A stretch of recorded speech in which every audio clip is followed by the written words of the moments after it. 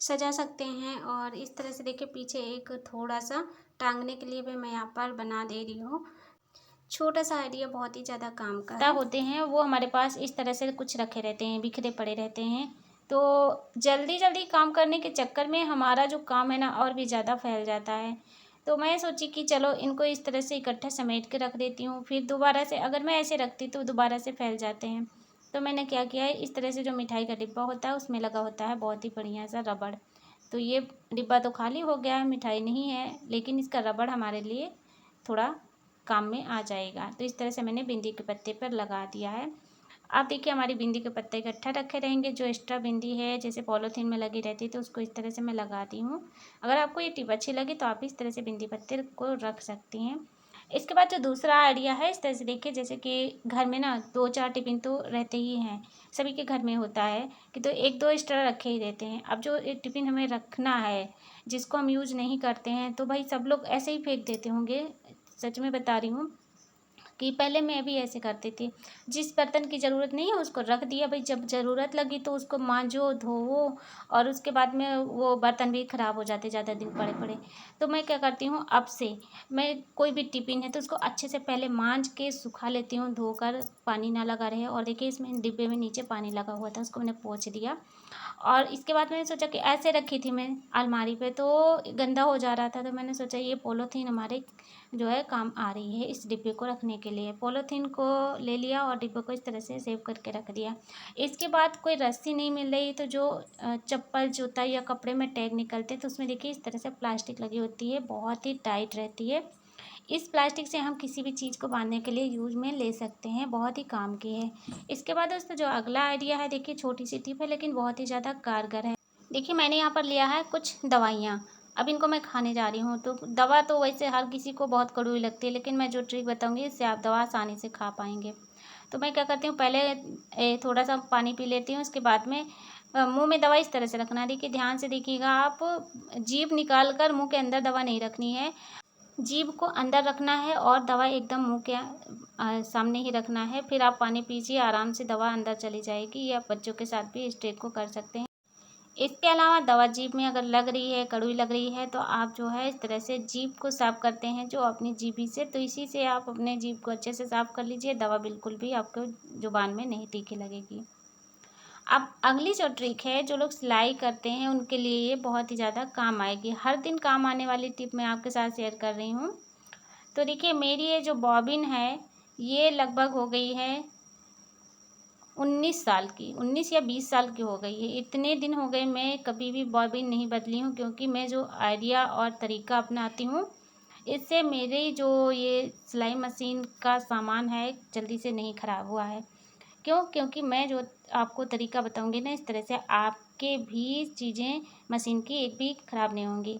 तो देखिए जब बॉबिन में हम इस तरह से चक्री को लगाते हैं तो देखिए जैसे धागा खींचते हैं ना, तो एक साइड में उल्टा चलता है ये चक्री और एक साइड में सीधा चलता है। तो ध्यान से देखिएगा, आपको चक्री इस तरह से रख के इस साइड में घुमाना है। जब इस तरह से घूमे चक्री तब समझ लीजिए कि आपकी चक्री सही तरीके से लगी है। इस तरह से आप छोटी छोटी बातों को ध्यान रखना, जिससे आप किसी भी चीज़ को जल्दी से ख़राब होने से बचा सकते हैं। इसके बाद एक छोटी सी ट्रिक है, इमरजेंसी के टाइम अगर आपको सर्कल बनाना है यानी गोला बनाना है और एकदम गोल नहीं बना पा रहे हैं, कोई बर्तन भी नहीं है, कोई अपने पास लंगड़ा प्रकार भी नहीं है, तो आप इस तरह से पेन को अपने हाथ में फंसाइए 2 उंगली के बीच में और बीच वाली उंगली को रखते हुए इस तरह से आप सर्कल आसानी से बना लीजिए। और ध्यान रखना आपकी कोई भी उंगली पेज से टच नहीं होनी चाहिए, केवल बीच वाली उंगली टच रखना है। अब अगला जो आइडिया है, चलो अगली बेहतरीन सी टिप भी देख लेते हैं। दोस्तों यहाँ पर मैंने लिया है चावल। चावल जब साफ़ करके रख देते हैं तो 10-15 दिन बाद, गर्मी में आप देखे होंगे ज़्यादातर ये समस्या होती है कि चावल में कीड़े पड़ जाते हैं। ये तो हर किसी के साथ में होता ही होता है, कितना भी हम उसे साफ़ करके रख लें लेकिन कीड़े आ ही जाते हैं। अब देखिए घुन तो हम निकाल लेते हैं, लेकिन कीड़े जो होते हैं ना बहुत बारीक होते हैं, इनको हम चुटकी से पकड़ते हैं नाखूनों के बीच में आ जाते हैं, नहीं तो ये दब के मर जाते हैं, तो हमें बहुत घिन भी लगती है। तो मैं क्या करती हूँ, इस तरह से कोई भी टाइट वाला कागज़ लेती हूँ या फिर कोई टाइट वाली पॉलीथीन, जैसे टैग वगैरह निकलते हैं तो वो टाइट रहती है उसकी पॉलीथीन, तो मैं रख लेती हूँ। तो इस तरह से जब भी मैं चावल बीनती हूँ तो बैठती हूँ साथ में लेकर, मुझे हाथ भी नहीं लगाना पड़ता है, आसानी से इन सब चीज़ों से मैं चावल के कीड़े निकाल देती हूँ। अगर आपको ये ट्रिक पसंद आ रही है तो आप एक बार ट्राई करके देखना।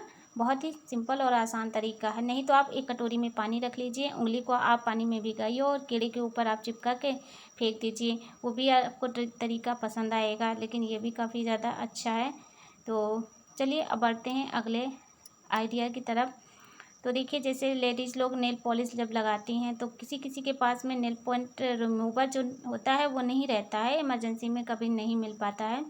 तो सबसे पहले आप अपने नेल पॉलिश लगाने से पहले नाखूनों पर थोड़ा सा फेविकोल लगा लीजिए। ये अपने पर्स में आप हमेशा के लिए डाल लीजिए, हमेशा आपके काम ही आएगा। तो ये देखिए, मैं यहाँ पर थोड़ा सा फेविकोल लेकर इस तरह से नाखूनों पर लगा लेती हूँ। बस 2-4 सेकंड में ही ये जो है फेविकोल सूख जाता है। तब देखिए, इसके ऊपर मैं लगा रही हूँ नेल पॉलिश। अब जब भी मुझे छुड़ाना है तो आसानी से नेल पॉलिश हमारे नाखूनों से हट जाती है। हमें कोई नेल पॉलिश रिमूवर की, ना ही हमें कोई थिनर की ज़रूरत पड़ती है। एक खर्चा जो एक्स्ट्रा बढ़ रहा है ना, उसको हम कम कर सकते हैं। केवल आपका 10 रुपये का एक फेविकोल की डिब्बी लेना है और 10 रुपये की जो डिब्बी है वो काफ़ी टाइम तक चल जाएगी।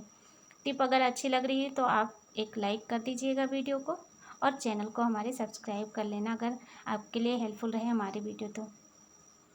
इसके बाद अगली जो टिप है, इस तरह से देखिए, मेरे पास जो चार्जर पड़ा हुआ था ये है घड़ी का चार्जर। आपके यहाँ भी होगा, अगर नहीं है तो मैं आपको दूसरी टिप भी बता दूंगी। तो ये चार्जर तो हमेशा पड़ा ही रहता है, कभी कदार हम घड़ी चार्ज करते हैं, नहीं तो इसको रखे ही रहते हैं। तो ये जो स्टेपलर कांटी होती हैं इधर उधर पड़ी रहती हैं, इधर उधर बच्चों के पैर में चुभ जाती हैं, या फिर इनको संभाल के रखने के लिए समझ लीजिए मैं आपको एक तरीका बता रही हूँ। तो वही, इसकी डिब्बी तो खो जाती है और कांटी इधर उधर पड़ी रहती हैं। तो मैं क्या करती हूँ, देखिए इस चार्जर में लगा हुआ है मैग्नेट। घड़ी का जो चार्जर होता है, स्मार्ट वॉच चार्ज करने का ये चार्जर, इसमें लगा होता है मैग्नेट। अब इस तरह से मैं इन कांटियों को इस पर चिपका के रखती हूँ, जिससे कि एक कांटी कहीं ख़राब नहीं होंगी, इधर उधर गिरेंगी नहीं, और हमारा चार्जर भी एक जगह पर टंगा रहेगा। क्योंकि हमें कांटी की ज़रूरत है, तो कांटी के साथ साथ चार्जर भी हमारा एक जगह पर, मैंने इसको एक जगह पर लटका दिया है, इससे हमारी कांटी सुरक्षित रहेंगी। इसके बाद मैंने जो बताया कि आपको दूसरा जुगाड़ बताऊंगी, ये मैग्नेट टूटा हुआ पड़ा था, मैंने उस पर सारी कांटी को इस तरह से चिपका दिया। अब देखिए, कांटी यहाँ पर भी सुरक्षित हैं। एक कांटी निकालना है तो एक ले लीजिए, नहीं तो इसमें चिपका दीजिए। ठीक है, बहुत आसान तरीका, सिंपल था। आप इसे किसी डिब्बे में रख सकते हैं या फिर ऐसे भी रख दीजिए, कोई टेंशन नहीं है। अब चलते हैं एक और आइडिया की तरफ, देख लेते हैं। ये बहुत ही ज़्यादा काम का है। देखिए, हर किसी के पास बहुत सारे पैसे नहीं होते हैं कि हम हर तरीके से अपने लिए सुविधा कर सकें। जो लोग बाहर रहते हैं, मान लीजिए किराए के घर में हैं, तो वहाँ पर हर चीज़ हम उपलब्ध नहीं कर सकते हैं। तो आपको मैं ये जुगाड़ बता रही हूँ, जैसे कि दुपट्टा तो हर किसी के पास होगा, लेडीज़ के पास में, नहीं तो साड़ी होगी। तो आप दुपट्टे के हिसाब से एक काट लीजिए। तो दुपट्टा यहाँ पर मैंने लिया है, इसको 4 फोल्ड कर लिया लंबाई में, इतना कर लेना है। इसके बाद में मैंने लिया है 4 से 5 सेफ्टी पिन। ये सेफ्टी पिन बहुत काम की है, इससे हम बहुत सारे कपड़े रख सकते हैं, समझ लीजिए। अगर सेफ्टी पिन का सहायता नहीं लेना चाहते तो आप सुई धागा से भी इसको सिल सकते हैं। मैं यहाँ पर जल्दबाजी में, इमरजेंसी में बना रही हूँ। ये भी काफ़ी मजबूत रहेगा, ऐसा नहीं कि टूट जाएगा। ठीक है, अब देखिए यहाँ पर 4-5 सेफ्टी पिन मैं ये दोनों छोर इकट्ठा करके लगा दे रही हूँ। बीच में मैंने 2 हैंगर डाला है। हैंगर भी मेरे पतले दुबले हैं, अब बहुत ज़्यादा भार नहीं उठा पाएंगे, लेकिन जो भी है मैं इसी में बना ले रही हूँ। तो मुझे भी कपड़े रखने की बहुत ज़्यादा दिक्कत होती, तो मैं भाई एक कपड़ा से मैं समझ लीजिए कि कपड़े रखने की अलमारी तैयार कर ली हूँ। ये देखिए, इस तरह से आपको समझ में आ रहा होगा कि मैंने देखिए 4 बार फोल्ड कर दिया है दुपट्टे को लंबाई में, और इस तरह से दोनों छोर पकड़ के और सेफ्टी पिन लगा दिए बीच में। पहले मैंने दोनों हैंगर डाल दिए। अब अलमारी में अगर जगह नहीं है तो इसे हम बाहर रख सकते हैं। मेरे पास कुछ टांगने के लिए, हैंगर टांगने के लिए कोई जगह नहीं थी, तो मैं इसको अलमारी में सेट कर दी हूँ। अगर आपके पास अलमारी नहीं है तो आप बाहर रख सकते हैं। और देखिए, इस तरह से रख के हैंगर को लटका के सबसे पहले कोई मोटी सी धपती रखना है। तो यहाँ पर मेरे पास लूडो था, उसको मैंने रख दिया। बच्चे रोज़ तो खेलते नहीं हैं, तो मैंने इसको रख दिया है। इससे क्या है ना, एक बहुत ही बढ़िया सा अलमारी के जैसा बन जाएगा। अब इसके ऊपर मैं रख रही हूँ कपड़े, बढ़िया से फोल्ड करके कपड़े रख देंगे, अलमारी के जैसा साफ़ सुथरा रखा रहेगा, गर्दा धूल मिट्टी नहीं पड़ेंगे। तो हैंगर हमारे बहुत ज़्यादा पतले हैं, इसलिए मैं ज़्यादा इस पर भार नहीं देने वाली हूँ, नहीं तो हैंगर पूरा नीचे लटक के गिर जाएंगे, टूट जाएंगे। अगर आपको ये आइडिया अच्छा लग रहा है तो आप ज़रूर बनाइए अपने घर में, और सारे कपड़े इस पे, पूरे घर के कपड़े लाद देंगे तब भी ये नहीं ख़राब होगा। क्योंकि अभी के टाइम के जो हैंगर मोटे मोटे से आते हैं ना, उनको लीजिएगा, उससे जो है जल्दी से ये टूटेगा नहीं।